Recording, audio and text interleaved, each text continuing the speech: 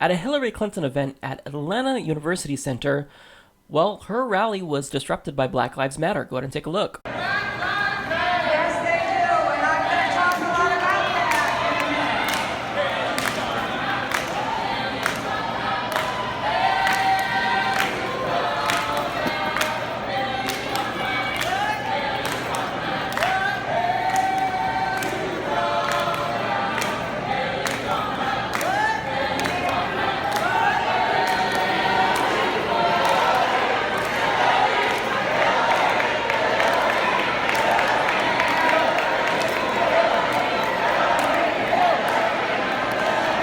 Now, my friends, I'm going to get to some very important points that actually prove that Black lives do matter and mean that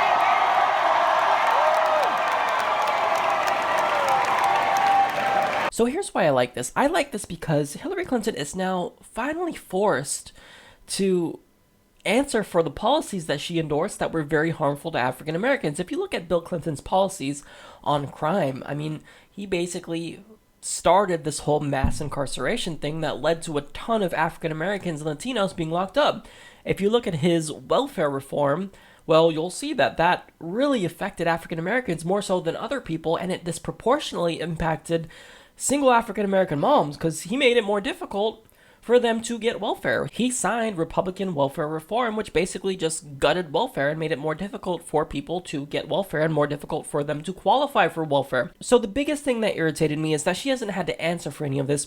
And furthermore, she kind of got away scot-free while Bernie Sanders and Martin O'Malley, well, they got disrupted by Black Lives Matter. And I agree with that because look at what happened.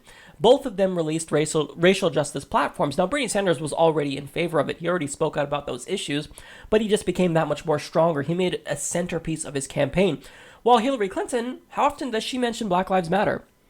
Now, when Black Lives Matter spoke with her before, she really didn't indicate any strong policies. But look, if these politicians aren't going to listen, you've got to make them listen. You've got to yell. You've got to scream. You've got to make your voice heard because right now, Black Lives Matter is representing a cause that is very important. I mean, the situation is urgent. I mean, we can't keep going on like this. It can't be the case that African American citizens are afraid to leave their house because they're afraid of being assaulted or even worse, killed by a police officer. Hillary Clinton has got to put forth policy to address this. And finally, I think that this could potentially help with that.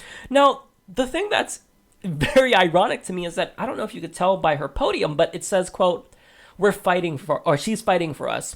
Now, what happened? They came there, they yelled Black Lives Matter, they tried to get her to listen, and what happened? They were escorted out. That's right. That's the headline that you see. See, Bernie Sanders listened to them when he was disrupted by Black Lives Matter, and he even let them speak. Hillary Clinton, well, she kicked him out.